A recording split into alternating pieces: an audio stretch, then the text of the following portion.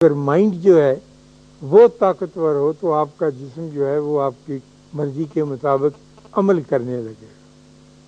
لیکن آپ کہتے ہیں میں سگریٹ چھوڑ نہیں سکتا. سگریٹ چھوڑنا کوئی مشکل بات نہیں. ایک خیال نے باندھا ہوا ہے آپ کو اس بات کی. میں اپنی ایک نواسی سے کہہ رہا تھا کہ تو نہ لڑایا کر اپنی ساس نہ. کہہ لگی نہیں میں ساس کے ساتھ لڑنے سے رہ نہیں سکتی. میری نانا خیال یہ ہے کہ بس یہ بڑی کمینی عورت ہے.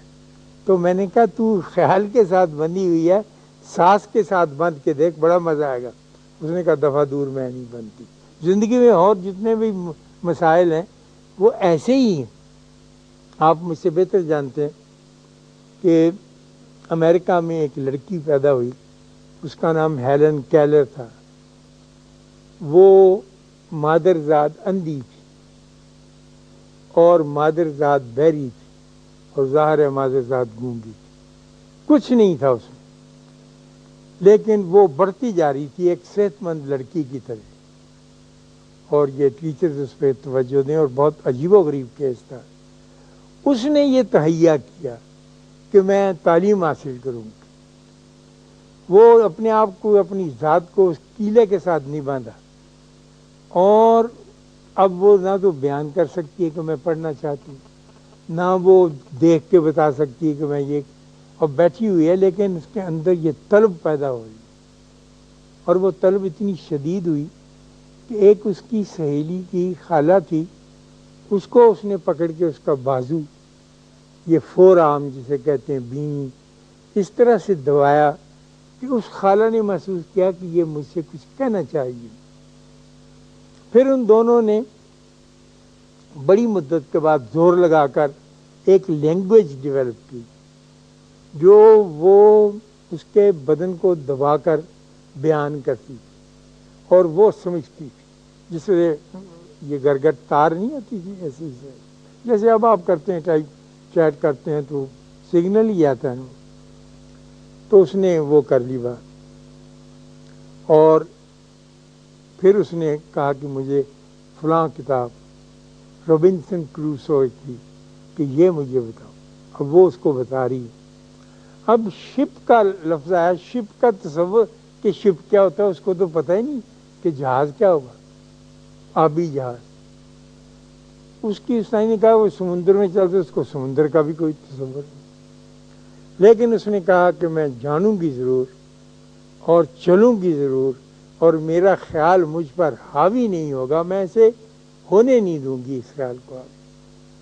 چنانچہ خواتین و حضرات, اس لڑکی نے سارا وقت اور ساری توجہ اپنے مائنڈ کے ساتھ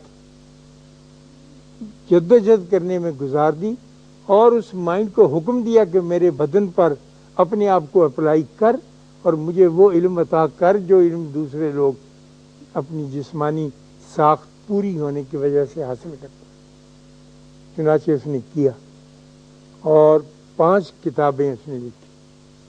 وہ یہاں لاہور بھی تشریف آئی تھی پاکستان بننے کے بعد, اور ہم بڑی عقیدت کے ساتھ اسے ملنے گئے تھے, اور کھٹ کھٹ کر جواب بول نہیں سکتی تھی, لیکن بعد اس نے پکڑا تھا. اور بہت سی خواتین ٹرین کر لی تھی, ٹیچرز جن کے ساتھ وہ بات کرتی.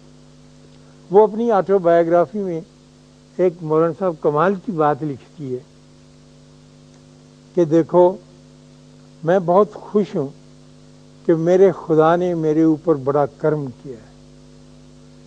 اگر یہ ساری چیزیں, یہ ساری نعمتیں, اندھے ہونا, بہرے ہونا اور گونگے ہونا مجھے نہ ملی ہوتی تو میں دنیا کی ایک نامور عورت نہ ہوتی, بلکہ ایک معمولی سی گھر گرہستی عورت ہوتی. تو اللہ کی نعمت کے کیا کیا روپ ہیں اس کا اندازہ نہیں لگایا جا سکتا.